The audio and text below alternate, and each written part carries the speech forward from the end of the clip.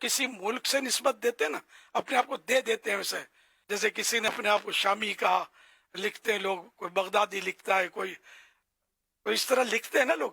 تو اب اس میں غالباً یہ ہے انہیں 4 سال یا اس سے زائد عرصہ کسی ملک میں رہا تو اس کی نسبت وہ لگا سکتے ہیں. یہ کیونکہ وہ کسی اس ملک کو خواب میں بھی نہیں دیکھا، اب اس کی نسبت لگا کر کوئی پھرتا رہے کہ میں شامی، تو میں بغدادی، تو میں عراقی. تو یہ نہیں ہونا چاہیے، اس کی ممانعت ہے. ہاں، نام جو رکھتے ہیں نا سرکار صلی اللہ علیہ وسلم کی نسبت سے، مکی نام رکھتے ہیں بعض لوگ، مدنی نام رکھتے ہیں، اس میں کوئی کلام نہیں ہے، یہ حرج نہیں ہے. اس میں حرج نہیں ہے کہ اس کی طرف کسی کی توجہ ہی نہیں جاتی کہ اس لیے مدنی ہے کہ مدینے کا ہے، اس لیے مکی ہے کہ مکے کا ہے.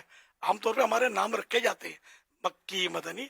تو کوئی یہ مکی مدنی جن کے نام ہوں گے وہ شاید سن کے تشویش پہ پڑ جائیں کہ ہم تو 4 سال کیا، ابھی تو مکہ دیکھا ہی نہیں ہے، تمنا ہی صرف پال کے رکھی ہے کہ کب مکہ پاک اور مدینے تو یہ وہاں کی حاضری کا شرف حاصل ہو.